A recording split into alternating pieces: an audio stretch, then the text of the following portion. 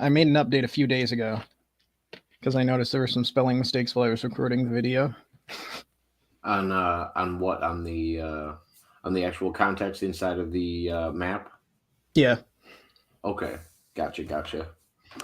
Sorry guys, I was running a little bit late, and we already got to talking a little bit in the background. And I'm gonna ask you probably more than once to go over the pronunciation of your name. But how do you pronounce it? Ohawhewhe. Ohawhewhe. Okay. And you said there was no meaning behind it. It was just Yeah. kind of It's just okay. a gibberish name. I don't even remember how I came up with it. Gotcha. Well, I appreciate all the new people stopping in and that also have involvement in what's going on with the creation of this map and this world and everybody in it. Um, let's see. Shout out to everybody. Was it Tiffin, Scrivener, uh, Matteo, MEG, and the few people that I had make it in from Filipino Raquel's stream earlier, and I appreciate everybody that stopped by. Emily, thank you for stopping in. Um, but basically, I get to sit here today with one of the creators. I would say the main creator. It sounds like Mm-hmm. You can say of that. the map that I've been going over the last few days, and I wanted to pick his brain a little bit here and see if he would explain how he got to some of the concepts that he got to. It's a really bad echo. Is there? Don't Hmm, be rude, Scriv.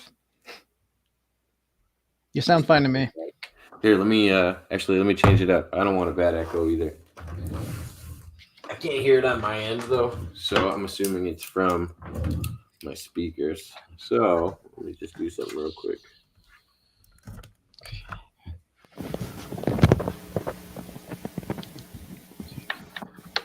All right, how's that?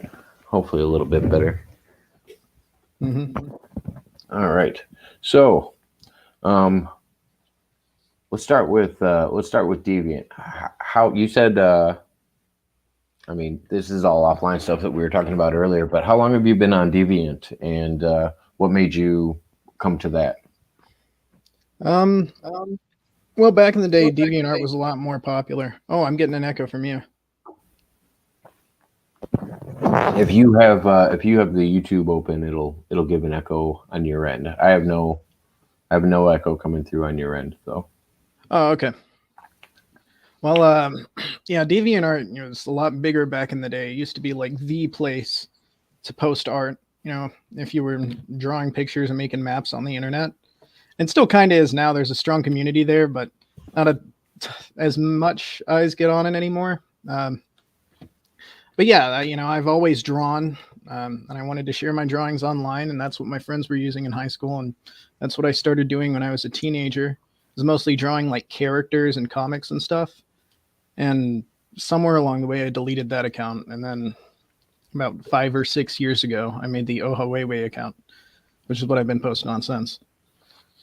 That's what I was going to ask is, was it like comics or gaming or what got you into drawing and uh, where did you kind of find your inspiration that got you to where you're at today when it comes to, I don't know, character design and stuff like that? Because you do have a style with some of the characters that you draw, at least the Mm-hmm. ones that are posted on your page.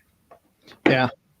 A lot of people tell me, like, people who are familiar with anime and stuff, tell me that my art style is like really cartoony and Western. And then people who don't know about any of this stuff say, "Oh, you make little anime drawings." But I've been drawing ever since I could hold a pencil, pretty much, like since I was like 4. It was giving me Avatar vibes, I would say, more than anything. Just Well, that's some of somewhere in the the middle. shaping. Yeah, Yeah. As but far as specific inspiration as for art goes, um, there's a lot of stuff really that all the things that go into this map. Um, when it comes to visual art, there's this guy CM Kozeman. I don't know if you ever heard of him.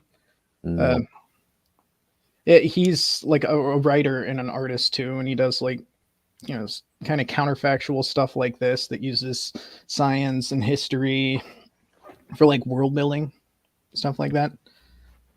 He actually made a video like way back, like 3 years ago, about the map that I based this map on, where Okay. he was just kind of, imagining the possibilities and saying it'd be really cool if somebody, made something out of it. So Yeah. I made like an expanded version of this map, of the old map. I don't know if you've seen it. You probably have, since you're familiar with flat Earth circles. Yeah, Yeah. I'm familiar with quite a few. I don't know if you're talking about like the Paris map, or they've got at least 3 or 4 that are probably popular, and then there's probably more that deviate off of that. But to be honest, yours is probably the only one that I've looked at that somebody was like, "Hey, I made this. This is just my concept of something I kind of grew off of." I haven't really seen a lot of created ones, just artist renderings of something that they talked about before, like Antarctica without ice, or the concept of an ice wall. I've seen at least probably three or more, but usually I see like the petri dish type one where there's like worlds stacked on top of worlds. Not the way that you've told me about this one just recently, Yeah. but like almost petri dishes that are all like bubbled up That next to Terra each other. Infinita one with, all the circles all over it. Yeah. Yeah, that's the one, the Terra Infinita or whatever it's called. Yeah, I know He exactly what actually you're talking used the about. map that I had made as a base for that. You can tell because of some of the features that are on there. Huh? I didn't know that. Yeah, because that's one of the ones that I was trying to tell you was covered by that Night God guy. He's done 5-hour videos on the Terra Infinita one, trying to explain all the regions and how the people got to where they were at. Yeah. I haven't looked too deeply into that because I'm a little salty that the guy ran with the concept faster than I did. Yeah. And he got like books out and he's got a ton of followers and stuff. Oh yeah, there's t-shirts, there's everything already. And he made it based on my map too. So like that kind of got me off my ass and helped, inspire me to push out some of my own stuff. And hopefully, people like it. I'm really confident in it. I wasn't super drawn in by the Terra Infinita one, just as a map maker. There was a lot going on, but it was a little rough. Yeah, well, it didn't explain much. Yours is more in depth in explaining things than most people that'll look at a map. I mean, I was so surprised. Even like the little drawings, I was trying to get a sense of the comic humor. I think there's a couple like South Park references inside of the map that I noticed. I don't remember what race of beings it was, but you called them. You used the reference of a gooback and interchanged it into whatever species of people they were. No, that's actually something I have no idea about. I guess it's just a coincidence. Oh yeah, because it was like they took our jobs or something like that. You said it inside of the thing, and it was totally a reference off of South Park that it reminded me of. I I think they're think that called might be a like the coincidence. Goblix or the something else. If on my map you're talking about the Golocks. Yeah, the Gold Locks, and then there's a so the people in South Park, they're the Goobacks, and they go around. White people go around saying that the Goobacks took their jobs, and it was just ironic that you had that and kind of another out there name that was similar to Goobacks to me, I guess. Yeah. But no, yeah, I thought you were making comedy references inside of it. Well, the Golocks actually were a group of people that existed. I didn't just come up with that name. Oh, okay. Yeah. A bunch of mountain bandits in the Himalayas. Huh. I did not know that reference either. So you said you based your map on another map. What map did you originally base yours on? There wasn't a title to it. It's kind of just been floating around on the internet for the past 10 years or more. And no matter, I didn't have any luck in finding who actually created it. I just saw that it popped up on a lot of flat earther threads. And then, Okay. I'm like you, I have an interest in all this paranormal conspiracy stuff. And I just, thought it was a cool idea. I knew about it before Kozman made the video. But when Kozman made that video, that got it popular amongst a lot of people who aren't flat earthers, just Yeah. more like alt history guys and stuff. Though I hadn't really seen anybody make a project that has like alt history and biology and all that like this yet. It's kind of what I wanted to do with the original map. I was working with other stuff at the time, but I thought it would be kind of a fun side project when I made my first Beyond the Ice Wall map. And I just put it out there and I'm like, hey, anybody can use this. I'd like to see somebody like write an alternate history or maybe like a story set in this world or something. But I never saw anything out of that. I got no responses. So I just kind of forgot about it until I saw it on the front page of Reddit over a year later. And then I started reverse image searching and I saw that this had been like copied and pasted and reposted all over the internet without me knowing. Yeah. And I, like a dumbass, didn't put my name on it. So I had no idea this was going on. And it was totally out of context because a lot of people were taking it as like an actual sincere flat earther map. Oh, okay. Yeah, no, and I think that's the one good thing about posting it on YouTube is you can't do that. Like you can't just post it as a map. I'm like, no, this is this is a creation. This is an art piece. Like it's not. I was like, maybe it's. I think I called it alternative history or world building because if you phrase it like that and you're not phrasing it as this is how I think the flat Earth is, I think YouTube has a better chance of leaving your video up. But yeah, if you tell them that you believe the Earth is flat and this is what it looks like, there's a good chance your video won't stay on very long. Yeah. But so I mean, I don't know why you'd be upset. I think it's good. I think it's probably better that your artwork got shared out in that way. It sucks that you're not getting credit for it though. And it was cool that you reached out to me. I'm glad you were able to find my video. Like I said, I'm a really small channel. I'm not much. I was happy to have you on too. You said this is your first YouTube. Yeah, this is my first time on YouTube. Oh, okay. And do you have a YouTube account? Yeah. It's just Ohawhewhe. I haven't put up the ice wall video yet. Okay. I'm still working on that one. Gotcha. Yeah, no, because maybe I'll get it added to the video description. So anybody that's trying to follow your work after this, if they don't go to Deviant and make an account, they can also follow you on YouTube as well. But that'll bring us into what your future plans are for it a little bit. What do you guys let's give some credit to the other people that we were talking about a little bit before and some of the people that are in the chat that have helped you with this. Those names that are listed on the top, let me see if I can actually I was going to ask you to scroll up to them. Yeah, I'll do that right now. I don't know if I make this a little sensitive.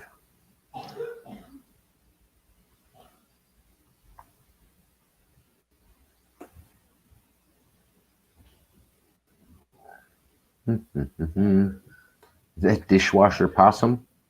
Dishwasher Possum, yeah. Okay. He came in really early on. Yeah. Mate. Or no, yeah, that's my partner in crime. My right-hand man. Indigo. He did a lot of writing for the alternate history parts, like near the beginning. He's not super involved in it now, but he's a really close friend of mine. Okay. And what about Glarn Budin? Is that right? Yeah, that's our resident speculative biology expert. He gives a ton of input on our creatures and stuff, and he had been following my work for long before the ice wall stuff, and he had always given me really good feedback. So. And then we got Tiff and Storm, who's also in the chat. Yeah. And then Tiff. Sorry, go ahead. Yeah, Tiff popped up a lot later than most of the people working on this, but he has brought like 110%. He was a lot more into this project than I was when he showed up. And, I was kind of like meandering and procrastinating a lot, around that time last year. And him coming in, really inspired me, to finally push this thing out, Got a little He's done tribe like behind tons of you. writing. Like Tiff and Mate, those two guys are like the co-directors of this entire thing. Okay. And is it Screeve or Scriv? Scriv, yeah. Who's also Short in the for chat? Scrivener of the Gods. Yeah, he's helped us out with language stuff a lot. And like how so? What do you mean? What does he do as like language stuff? Well, if we want to come up with a name for a place or like a person from a place and all of these different countries and cultures that are existing out beyond the ice wall, he knows a lot about languages. He can come up with a language for us. There was a post we made for one region in here, Antilia, a while back, and we had this little box that had the language of the people who are living there and some words in that language. He didn't do that specifically, but that's the kind of thing that he does for us. He comes up with words and names and stuff. That's why you'll see like a lot of weird sounding words with a bunch of marks all over them on the map. Here, let me catch up the chat really quick. Canadian, nice to see you. Thank you for coming in. Emily, his channel, if you want to pronounce it again, I'll write it in the chat too. Yeah, it's Ohawhewhe, Ohawhewhe. There's nothing on it yet, but I'm going to come out with a video soon. And yeah, so you guys can find him on YouTube as well. I guarantee there's not anybody else spelling it that way. And Mateo, he didn't actually say anything about you. He was like, he said, I missed what Oha said about me, or Oha said about me. I assume it was all slander and death threats. Yeah, definitely. The clock is ticking, Mateo. And then is he Mate 888? Yeah. Okay, gotcha. I was gonna say I didn't think he said anything about it. And yeah, he says the name sounds cooler in Spanish. Yeah, and then my white self trying to pronounce it is butchering what would be good in Spanish. I think he wants people to pronounce it Mate 88. I think that's the preferred pronunciation there. Mate 88. Yeah, or Mate 888. Called his right-hand man and partner in crime. There he goes, accusing me of crimes. Gosh. You guys have been working together too long. We're good friends. It sounds like it. Can't find the channel under that name. Let's see. I mean, I'm not really. I'll get the. It's okay. I'll get the. It's all good. I'll put the. I'll get the link and add it to the description of the video later, guys. No worries. Not worried about it now. And who is somebody someone? Somebody someone. Yeah, that's the name they told us to use. We don't call them by that name. I don't know if they want me to give you their other username, but yeah, that person helped us out with a lot of the history writing. They know a lot about China and stuff. You see, I made little visual representations of each of the people who worked on this project. Yeah, I can see the tiny one. I can't really zoom in on it that well. Let me see. Oh, there's if you go over to the left-hand side, there's that max zoom with the magnifying glass icon. That'll let you zoom in further. Ooh. There you go. Oh, nice. Yeah. So this is Blizzard up here, or Bizarro. Blizzaro. Bizarro, yeah. Bizarro. Oh, Bizarro. Land. Yeah. And how is Bizarro Land contributed? Bizarro has helped out with writing, like a few of those descriptions that you'll see like around each region, telling you, what kind of weird phenomena and stuff are going on. He would work off of the notes that we had made and write it out and make it sound nice. Nice. I'm not really sure yet, Canadian. I'm not really pulling it up right now. I'm going through the rest of this because I still got more questions about the map here in a minute. Yeah. But like I said, I'll get it linked up if that is it. Oh, I missed Straw Guy. Straw Guy, yeah, that's my brother. He's also an artist. He just did a few drawings for me that ended up on the map. Nice. And then who do we got? Boredom Bear. Boredom Bear. Yeah. What is he Is he hammering on a little animal? What is he doing? No, she's holding a pencil and she's petting a dog. Petting a dog and holding a pencil. Okay. Yeah. It looks like there's some striking going on. I couldn't really tell. Oh, geez. I guess it doesn't have the action marks, so I guess it wouldn't be striking. Yeah, she's a really great artist, really the most talented artist that I know personally. And out of the kindness of her heart, I just asked her to draw, make a little design for us. Okay. And that's one of those big illustrations on the left side behind Napoleon. She did the angel looking. Yeah, the everyman. The everyman. What does the everyman represent? But I mean, don't tell me everyman. Don't go simple on me. It's in that Holvenism box right there. It's this kind of like a pseudo-Gnostic Illuminati cult that has become the dominant religion in France. And the everyman kind of represents the collective spirit and willpower of mankind. And in this world, it actually manifests as an entity that they can like summon and stuff. But it's not what they think it is.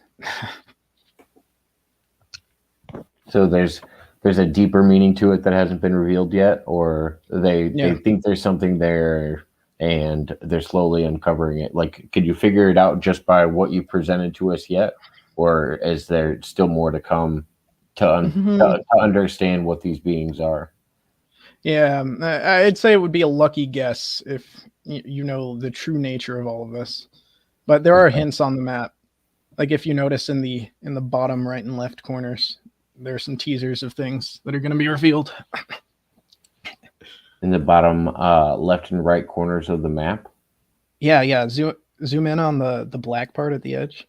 The black part at the edge. Okay, I didn't know how far. Oh, okay, I see something here. Yeah. Okay, so this is sorry. I got distracted by the snowman. So this is what you were talking about. Mm-hmm. The world isn't actually flat, but we don't throw out the concept of the flat Earth. Okay, we actually incorporate it in a very, very clever way. I think it's the concept of the flat Earth is the most important thing to our setting. It's just that on this map, the Earth isn't actually flat. So so there's only one moon, but there's 3 suns? Yes, there is only one moon. Okay. Interesting.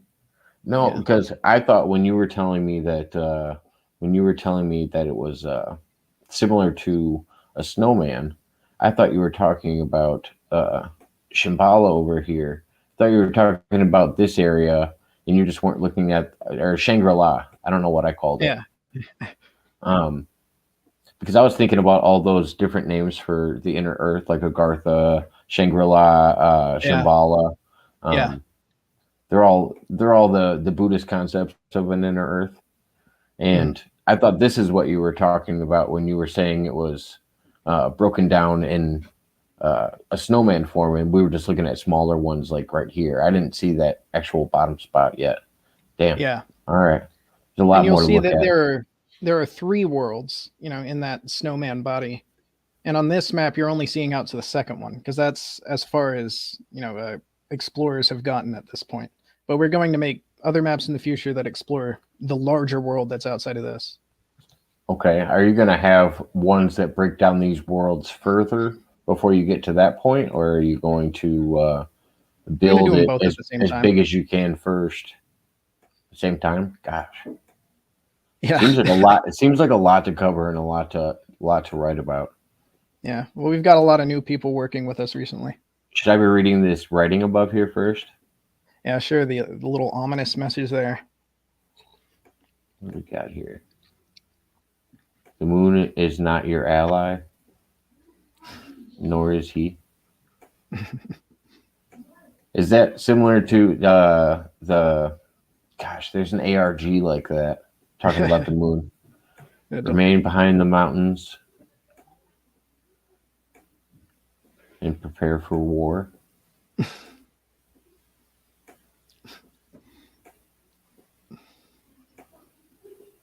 zoom out a little bit for this guy. Is that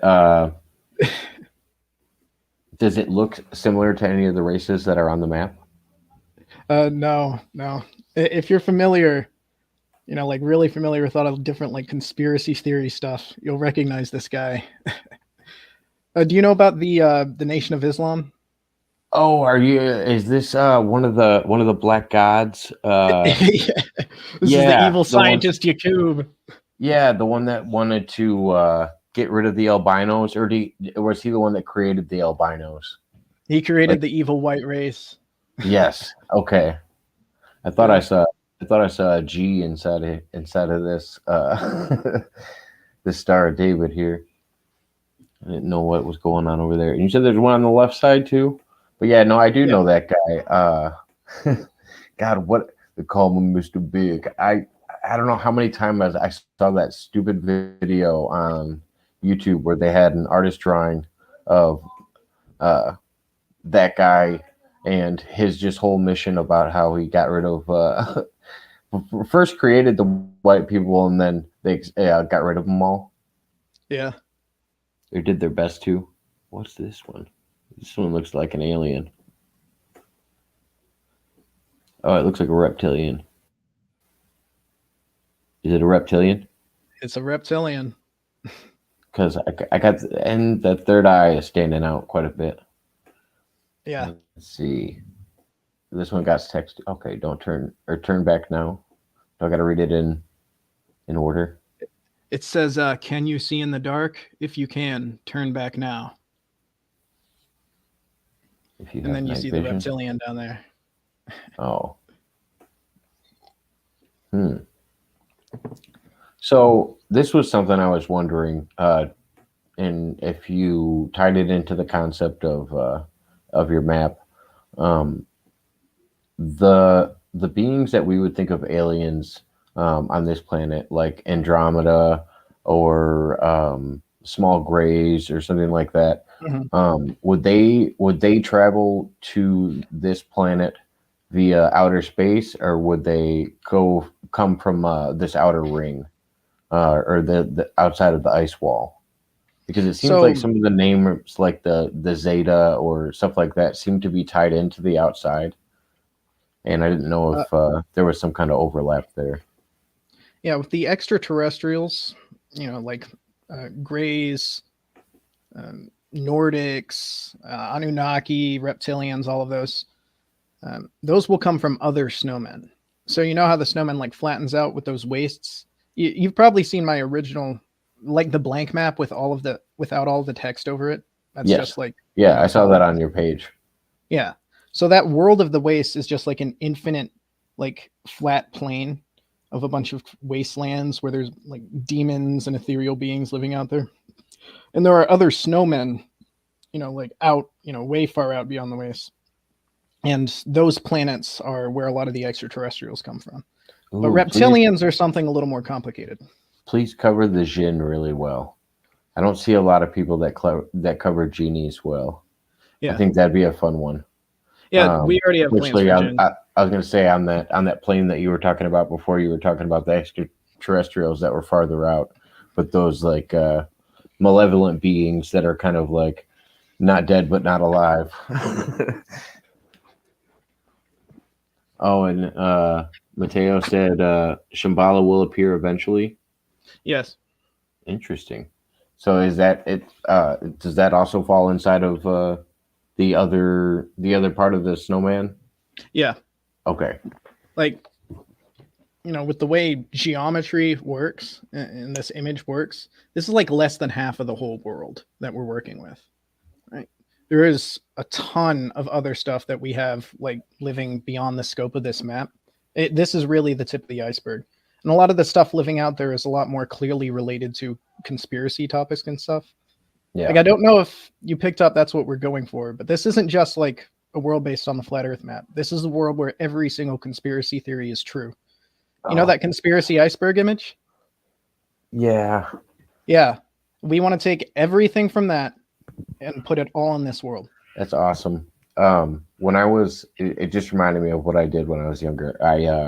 when I was 16. I decided I wanted to write a theory of everything that tied in all of the conspiracies together and explained what was what when it came to cryptozoology, aliens, everything. And I tried to tie them into one book, and I wrote this, 900-page, basically like manifesto book of just randomness that I had stolen off of the internet at the time. And that's what this reminds me of. It's really cool if you guys do tie it all in, because I just saw Mateo talk about the Iram and of the pillars. So that ancient sand city that everybody speaks of, I'm assuming, is what he's talking about. Yeah. Gosh, man, that's fun.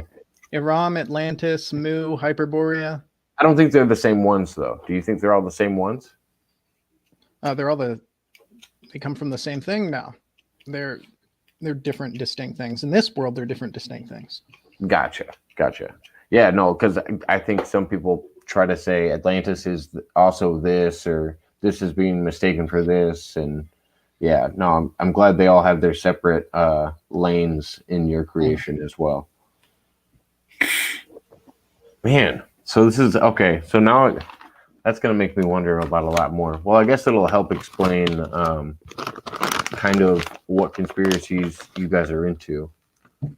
And so is Mateo is mainly involved with the story writing as well, or? Mate is like the most well-rounded guy outside of myself. He knows about history, he knows about making maps, he knows about conspiracy stuff. So he and I like collaborate with, pretty much all the ideas that go into this. Okay. So I've seen you guys dabble a little bit on the cryptozoology side with the different creatures that I found in the water or walking the lands in certain areas. What made you decide where you were going to put certain creatures? Was it based on the people that were living in the area? Like if Irish people happened to live in a certain area, would they be closer to like where Loch Ness would be based? Or where those monsters would be located on your map, or same with like a Bigfoot, I guess. Would they be in a northern climate outside of the ice wall, or would they be in certain areas based on what kind of Bigfoot they were? I guess if they were a swamp one or what. Yeah, the general idea with cryptids was most of them are just creatures from beyond the ice wall that have. Some of them have invaded, they like snuck off of ships or out of zoos or stuff, and they're living in the wild now. And that's what cryptids are to us. But certain ones, ones that are very specific, like Bigfoot or the Loch Ness Monster or the Yowie or like gnomes and chupacabras, we put them in the locations that they're supposed to be. And, like the smaller people, are they strictly to warmer climates, or are they usually in cold climates as well on your map? How are the they deities? Well, they're just like 6 or 7 different races of smaller people, or are they? Yeah. Okay. They all live on that continent Aten, because the island, there actually were like real hobbits that existed. Yeah. Yeah, they, tiny people talked living about in Indonesia. with big feet, and they actually did have descriptions of having larger feet, because they have the bones of them now, where we've actually there's probably 3 or 4 different kinds of smaller people that we've discovered that were prevalent on this planet that we're talking about right now. And so like in this setting, like about 1 million years ago, one of those islands that had those, tiny hobbit people living on it in Indonesia just flew away, just flew through the air and went all the way to that continent Aten. And that's how all of them got there. They just teleported there? Their island lifted up and floated away. Okay. Yeah. Which is also what happened to Atlantis, Mu, Lemuria, and Hyperborea. They didn't sink; they flew away. God, I love the story of Atlantis in that sense, because I was a big Stargate fan growing up, and I liked Stargate Atlantis and the fact that the Atlantean city was an actual ship, and they could submerge it to block from attacks, so they could sink the city, or they could take it and fly away, which always fit with the lore of Atlantis. I'm like, oh, that's a great combination. Yeah, like a lot of flat earthers and people who are familiar with this stuff comment on the map a lot, and they say, where's Hyperborea? Hyperborea is supposed to be at the North Pole. And Agartha too. What happened? You forgot those things. You should add them in. And I'm like, no. They do exist in this setting. We just moved them somewhere else. They moved somewhere else. They moved all of Hyperborea to another location. Okay. Let's see. I'm going to catch up the chat a little bit. They said and Argentina to something, but I wasn't sure what that was. Tiffin said that. Yeah, mate said he's like me, but way worse quality. And then Tiff said and Argentinian. So I guess Tiff just doxed Mateo as being Argentinian. Oh, okay. Got it. I didn't know if it was actually something related to the map. And then they were talking about the Isle of Man. They said, yes, tell them about the Isle of Man. If you zoom in near the middle, you see that square box? Yeah. The missing, I did see that. I did see the missing area. Yeah. Yeah, that's the Isle of Man. I covered that on... it's this tiny island that's between Great Britain and Ireland. Okay. Not a lot of people outside of the area know about it. So we thought it'd be funny if it just wasn't there and it flew away. Does it say that it flew away? It doesn't say that in the description, does it? Just that it disappeared? Okay. Yeah. But yeah, no, I actually covered this one, and I covered like all the monsters that were in the water around the areas, and I did think it was significant because like the Bigfoot was in northern regions in like what we would consider I don't know, the North Americas.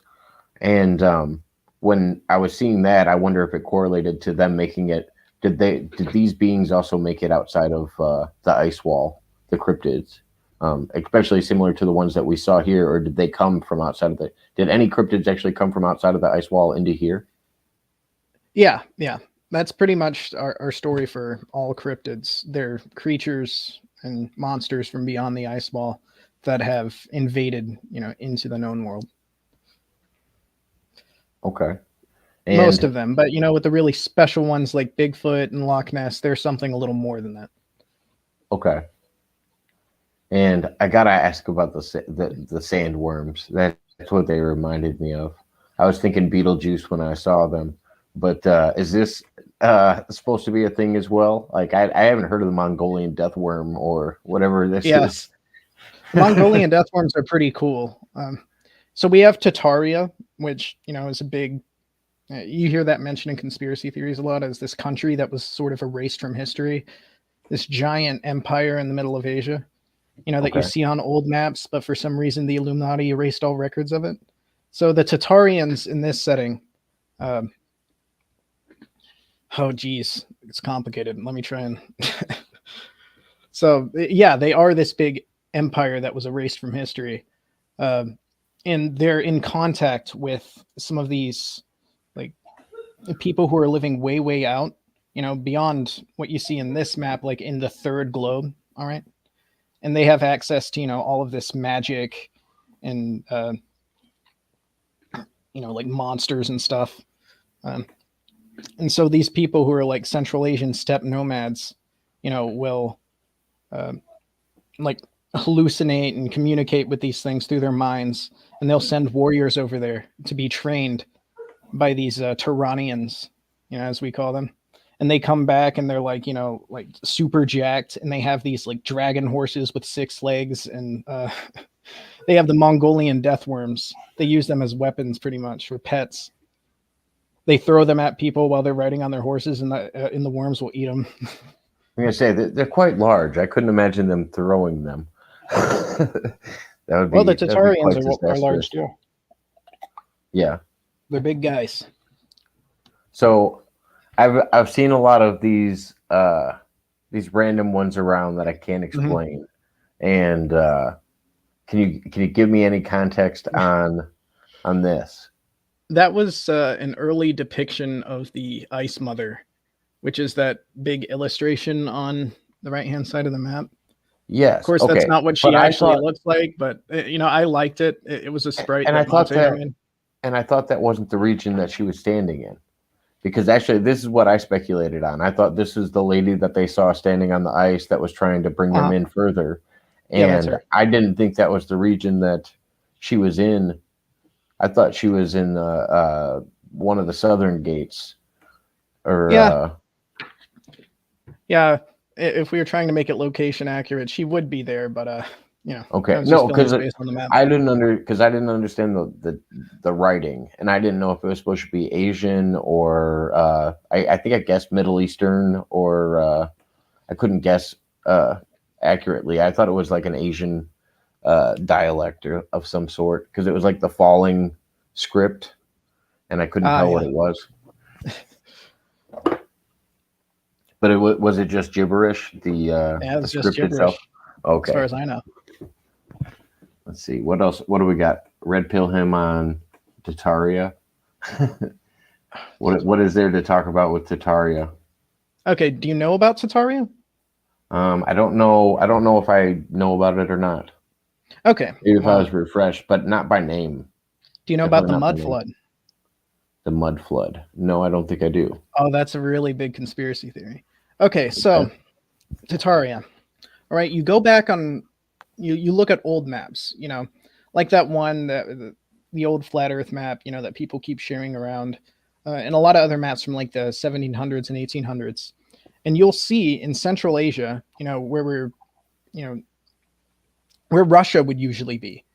Okay. Instead of Russia, there's this huge land, empire that's just labeled like Great Tataria. All right. So, but you look in the history books and you never find any mentions of this empire and stuff. And people, they share around these photographs of like these big cities, that nobody, knows where they're supposed to be. And, the conclusion that a lot of conspiracy theorists have come to is that Tataria was this great empire that was erased from history, for some reason. All right. And the mud flood theory is, people kind of take that. They take these old maps and all of the things that are different, like with California being an island, on some old maps, or countries being totally. I have heard about that. Which I thought the California one was weird, because they go, "Oh, you're talking about like a future one where it detaches," and I'm like, "No. It's supposed to be a past one where apparently that's where California was named after." I don't think it actually even attached to the continent we're on right now. I think it was a lost continent. Mm-hmm. Yeah.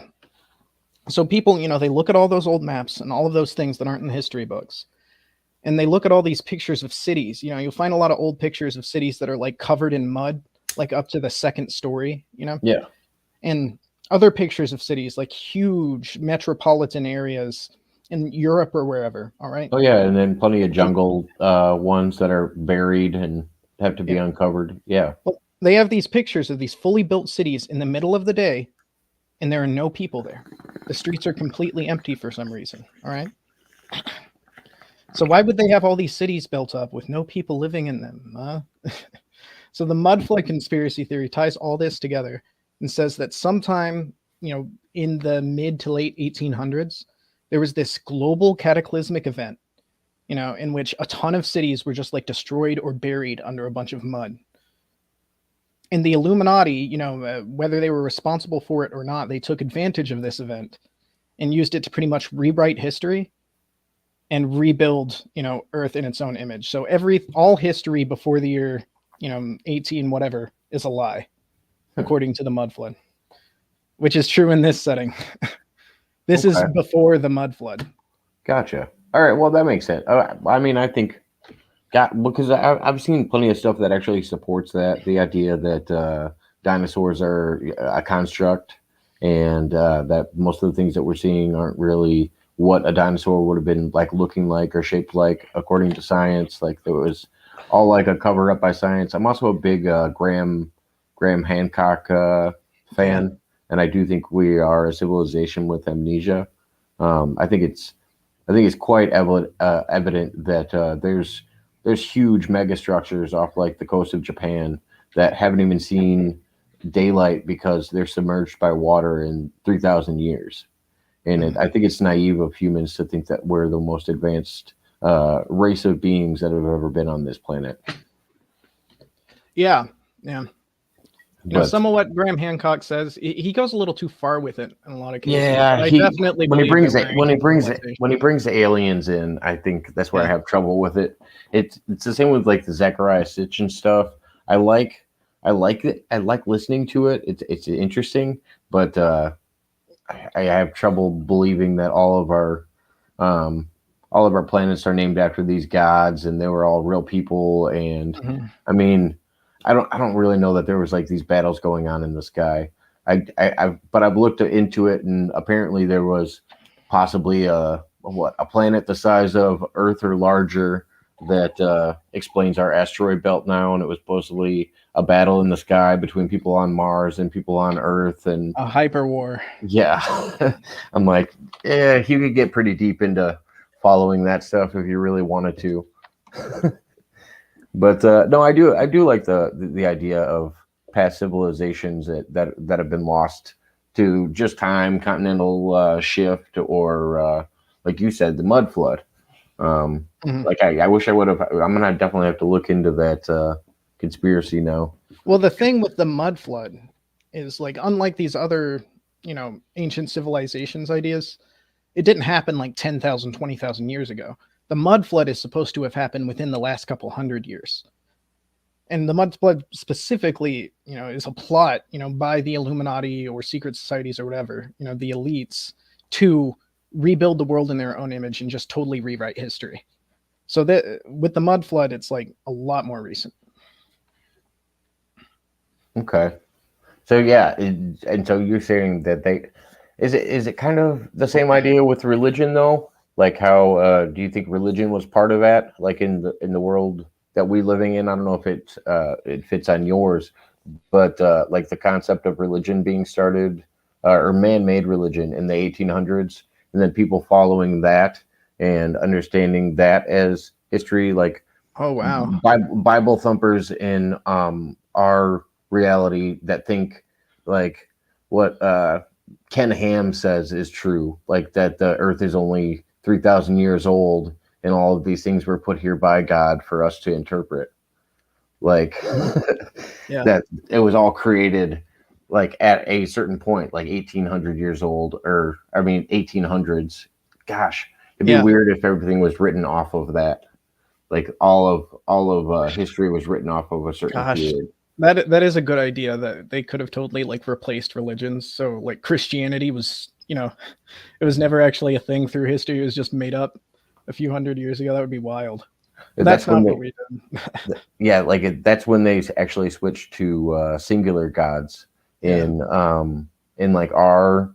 I think that's like in our world, not your world that you guys created, Mhm. but in our world, that seems to be the point where all religions went from multiple gods to singular gods, because all older religions had multiple gods that they would use to explain multiple different things, and then all of a sudden it was one god, and that was considered the accepted religions across our planet.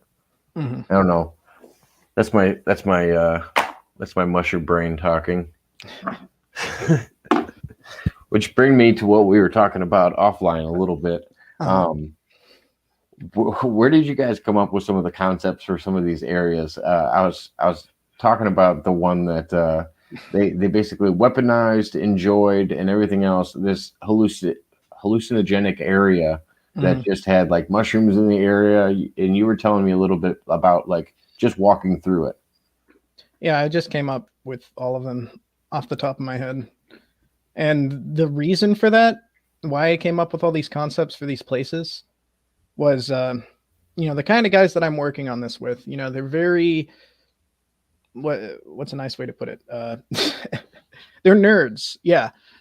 They're a bunch of nerds who are really interested in history and biology and stuff.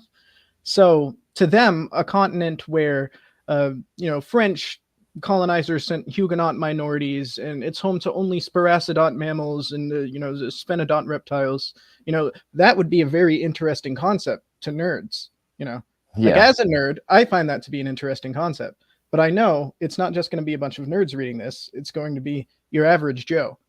So I thought every single one of these places, for people to remember them and for them to stand out, they needed a good, concept, a good, like, supernatural phenomena, going on in each one, that we could kind of like build, all of our concepts around when working with these given locations. I didn't want all these continents beyond the ice wall to be like just another continent, all of them needed to have something special to them. Well, I don't even think to break it down even more than that. I think you did it with every single region, much less the continents. Like I think that, like when looking through the gates, because I've only went through so much on live. I've looked through a little bit more of it myself than what I presented online on my channel, and it seems like some of the gates are more favorable to go through, and some of them are very dangerous to go through because they're just pirates and rebels, and everybody's trying to kill you. And then there's other ones where everybody's just tripping and hanging out, and there's good people everywhere. I'm like, all right, so you got to kind of pick and choose what gate you want to go to if you're actually going to make this venture outside of the ice wall. And it adds a lot to the story because especially so. All right, actually, I want to go deeper into this because I want you to actually answer more questions for me. So explain the concept in the beginning that of the black moon and what opened up the ice, the gates themselves. And do you want to know why it happened? It seems like everybody speculates in the world why it happens and who to blame and if it's a good thing or a bad thing. It seems like everybody in the old world kind of speculates on that, but I don't think it's necessary to the story. I think that builds its own story, leaving that mystery in it. So I actually wasn't curious about that. Like I was thinking it wasn't a bad thing, me just personally, because the moon turning black. The moon turning black and that causing the gates to open. Yeah, that was a good thing. Yeah, because I think the gates opening was a positive thing. Yeah. So in the timeline of us looking at the map, are the gates closed now? Can you still enter through said gates? They can still be passed through, yeah. And honestly, the gates actually weren't closed before the Black Moon event. When they saw the glaciers crumbling, we don't spell this out because it would just be confusing.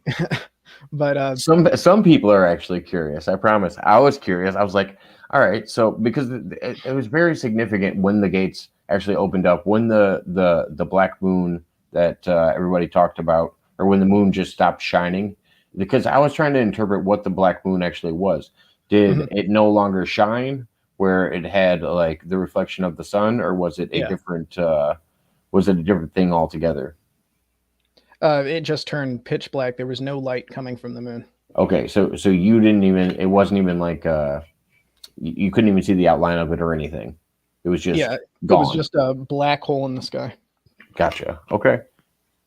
And did that have an effect on the tides? Is that what opened up said gates? So the gates were always open. The Ice Mother was just making a show of it, collapsing the glaciers. It was just spelling it out and making it very clear to the explorers that there was a world beyond, the ice wall. But you can tell, kind of, you'd mostly be confused, but, you see all of those native people living on the gates, and you see that they have animals and plants and stuff. So obviously they weren't like covered in ice, until very recently. They've been around for a while. It's just the Black Moon event was making people aware of it. Okay. And so you were just talking about the Ice Queen. Would you call her the Ice Queen? The Ice Mother. The Ice Mother. Okay. So the Ice Mother, if she is able to communicate with people and draw them beyond the ice wall, is this happening telepathically? Yeah, she's just like sending out an impulse, giving them a vibe. I'm using that to wonder is that how people communicate from different areas of said snowman? Is it that kind of a communication where they can send it over distances, or is there an actual technology that they're using to communicate with each other, or are they actually traversing out to the different areas of this snowman world in order to be able to communicate? Yeah, they're mostly relying on ships and stuff. Okay. As far as utilizing supernatural things like communicating telepathically and whatnot, not a lot of people are doing that.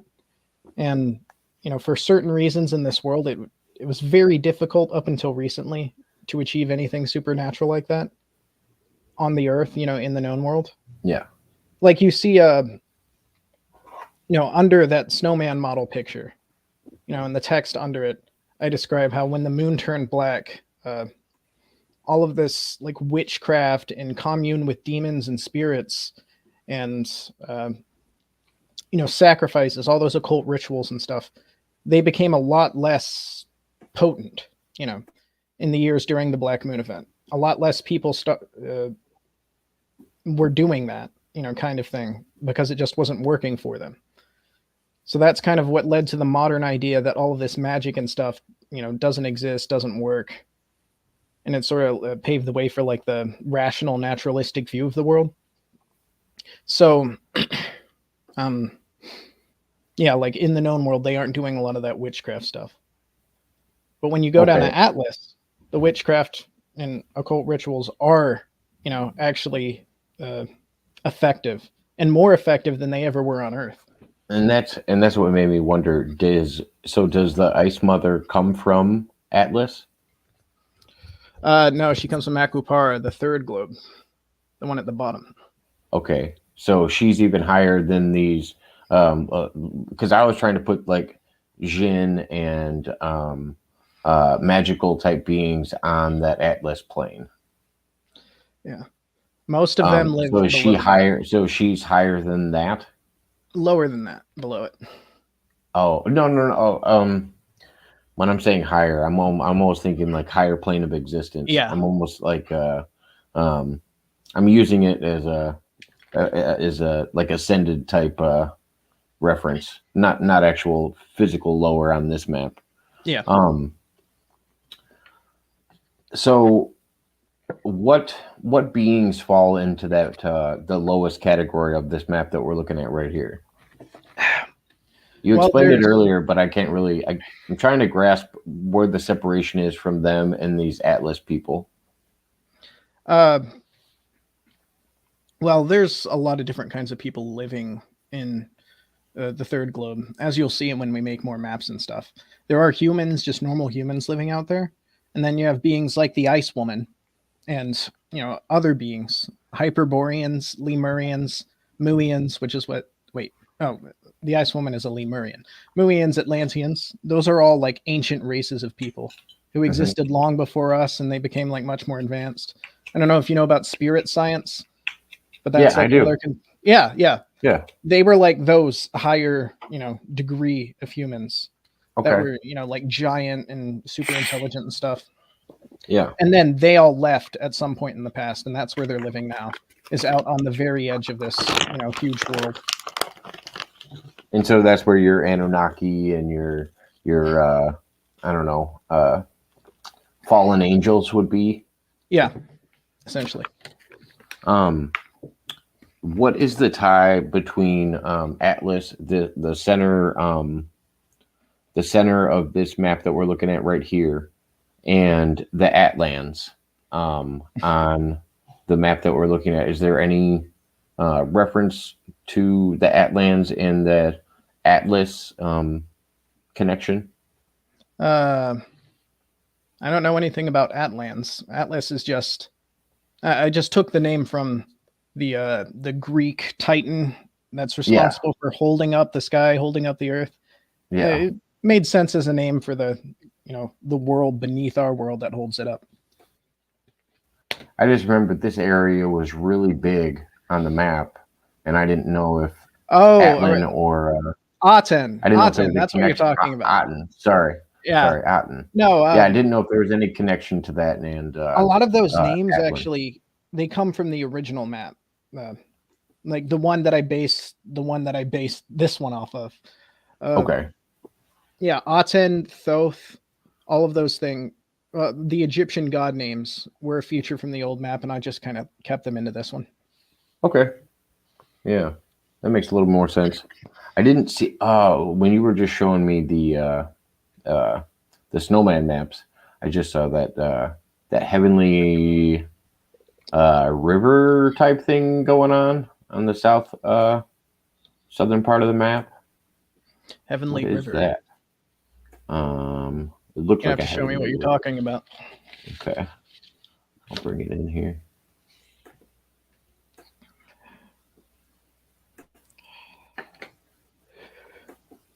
Oh, Elysium.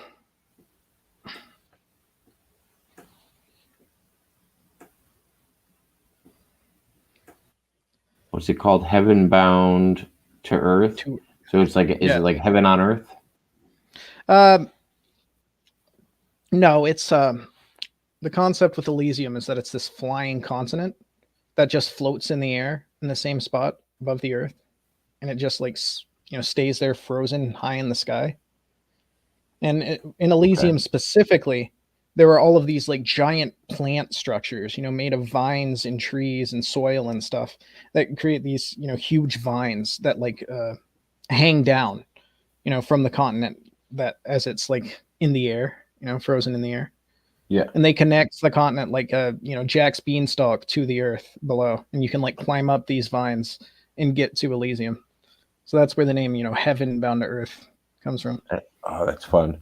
Have you seen God, I don't know what jungle people it is, but they train the roots on these trees to grow across big waterways and reach over and grab onto each other, and they make these like root bridges that they can connect areas with. I don't know if you follow this hippie guy.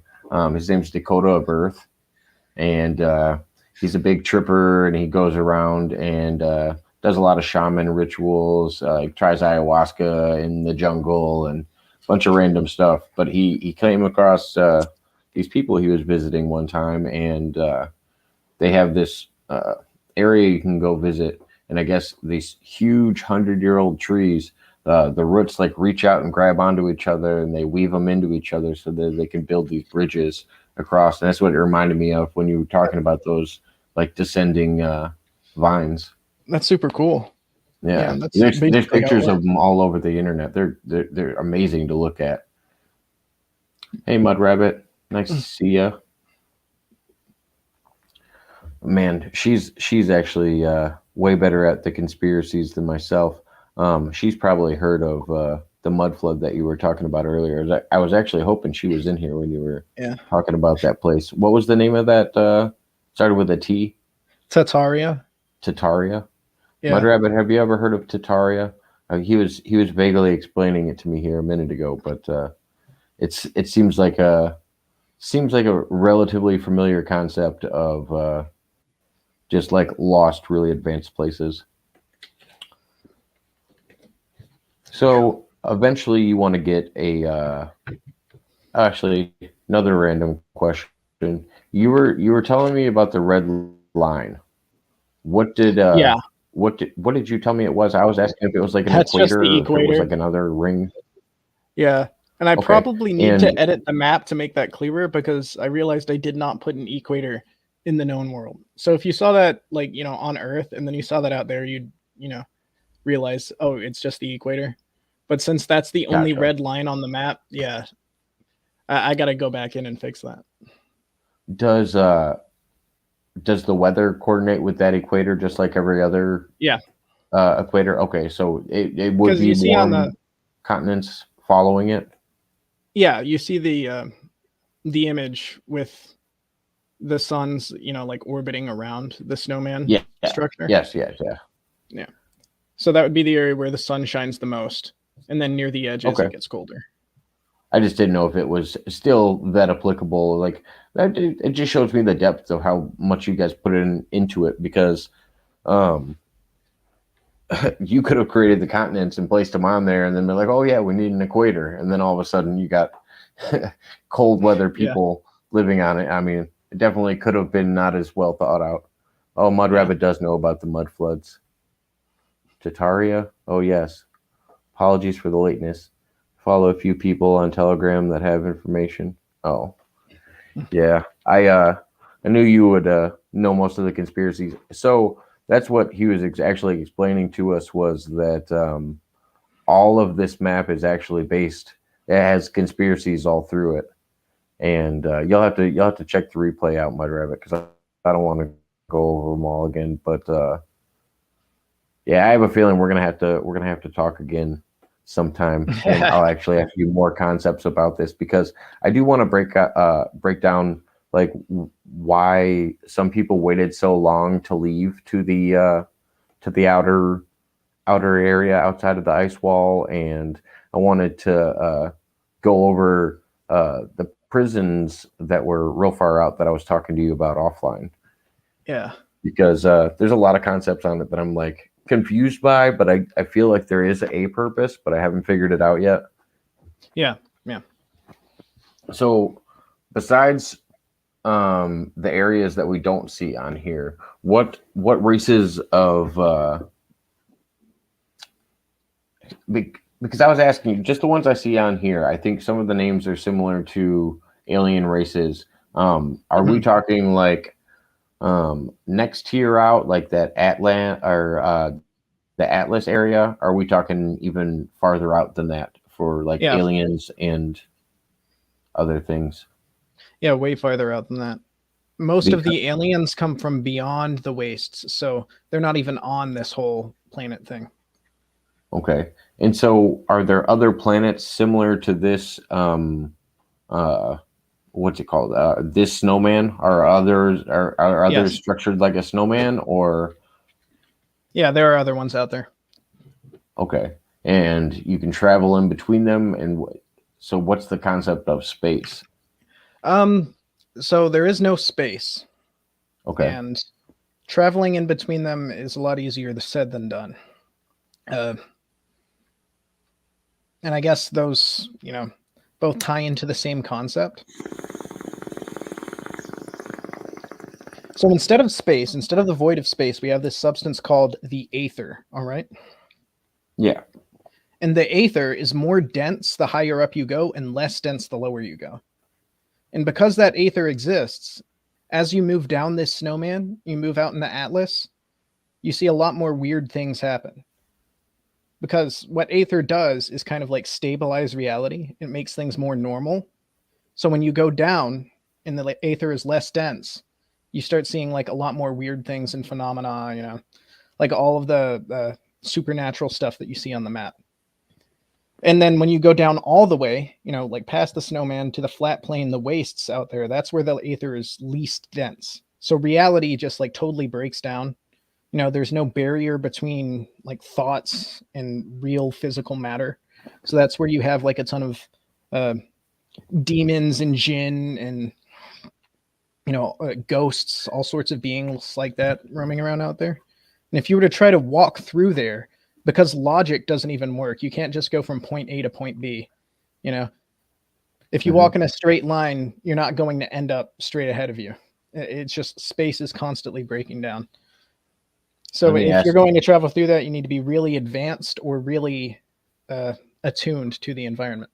Let me ask you a question that's very much a stoner, druggy out there question. Could you reach that plane that you were just talking about from being in a coma or being unconscious or something like that? Could you reach it on a spiritual plane? Still not able to navigate it, but how people talk about how like when they're in comas and stuff like that, that they're like wandering through a place that they can't get out of, and that's usually their tie for if they're back in reality or if they're not in reality. Yeah. Are there other ways of reaching that plane besides just physical? Yeah, definitely. And that's pretty much what people do, like in this setting, when they are tripping out and just like, their mind is somewhere super far away. they're usually seeing stuff that's out in the wastes. That's their out of body experience. It's out. Yeah. Okay. That's interesting. I like that concept too. That's fun. Gosh, I could pick your brain about this for a while, but I should let us do our closing stuff here. Yeah, if you're interested, man, I'd love to have you on again. Yeah, sure. I could pick your brain about this, but I wanna actually dive into it more because there's a couple concepts when it comes to the prison stuff that I really wanted to figure out because I want to ask this before we go actually. Mm-hmm. When it comes to some of the prisons, why does it seem like the executive type prisons, like the ones where people aren't committing the worst crimes, seem to be the farthest away?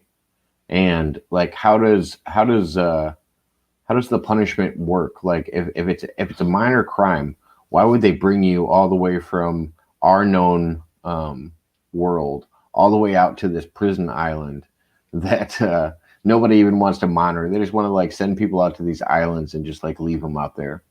Yeah. So, prison colonies actually existed in the real world. That's what Australia was in the beginning. Oh yeah. Parts of Australia. And it's the same principle pretty much. You have like this wild, untamed land that nobody, that very few people willingly want to live on. And then you have a bunch of prisoners from your country who aren't doing anything. And so you just like take the prisoners and make it their punishment to ship them all the way out to this foreign land and have them settle it for you. I was just almost wondering, like, cost based, like why it would be efficient to send criminals, like pay to send criminals really far on some kind of expedition. You know what I mean? Like you'd expect they wouldn't get the luxuries of going and seeing new worlds or exploring new worlds or getting the equipment to go out there into these new worlds. Seems like it would be cost efficient to just put them in a hole and and not send them, across these planets or these. Well, I guess I wouldn't call them planets. These areas. Well, if the name of the game is to claim as much of this, new world as possible beyond the ice wall, then they're going to want to take like, every avenue possible to grab up as much land and get people on it. And when it comes to prisoners, like compared to getting settlers of like free people and their families or like officials and employees, it's a lot less expensive because you don't got to pay them anything. Oh yeah, and you don't got to worry about the casualties. You're not going to send your best people in there. And I mean, especially if it's a dangerous area, I'd rather send the prisoners. And if we lose some, oh well. I guess I get that side too. Yeah. What might I would say? Political reasons. They get to claim the country. Yeah, I mean they're going to be able to. Their country will be able to claim that area by sending their prisoners there, and it's just like sending a drone somewhere, I guess. Less worry about what happens, and you still get to advance on land. It's about the message, Abby. Yeah, I could see why it's about the message. I just seem like it seems like a lot to spend on prisoners. Because I can see both arguments. Like, okay, like compared to settlers, it's less. Yeah.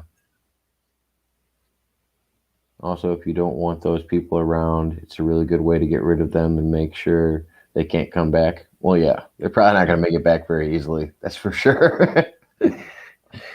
Well, I appreciate it. Did you have? I shared your Deviant page inside of the description already. I'm going to get your YouTube link in there as well. Is there any other place that people can find you at to kind of follow your work? No, that's pretty much, DeviantArt's the only place I'm active currently. And let me ask, kind of to get everybody thinking about it. What processes are you guys in with the next step after this map? Are you guys working towards something immediately, or are you guys talking pretty far down the road, or do you guys already have something in the works? Yeah, we've got plenty of things in the works. Things have kind of slowed down a bit, sort of taking a rest after this 2-year-long project, moving on to something a lot bigger. But at least for me personally, I'm diving back into it, and I'm working on a new updated map. Like, a lot of the art and lines are going to be completely redone, and that's going up soon. Well, when I finish it, I don't know how long that'll take. And then we're going to be making videos and stuff, and more, really big maps like this. Okay. Well, yeah, I'm interested. I'm going to be following along, and hopefully you'll be able to come back on here and keep everybody posted when you do some updates. There's a Reddit that Tiffin was talking about. Oh yeah, we do have a subreddit. I never advertised that one. But yeah, it's r/ I think it's BTIW, all caps. / // // Okay. Yeah. What is it? BTIW. Okay. If you guys want to find the subreddit, it's in the chat as well, and I'll also get it added to the description to see if everybody can check that out. It is the subreddit more people just adding to it, or is it mainly you guys in there just working on your story building? Nothing has happened on the subreddit yet, because most people who are involved with this are just on Discord with us. So okay, it'd be cool if people started coming in the subreddit. I was gonna say that'd be fun.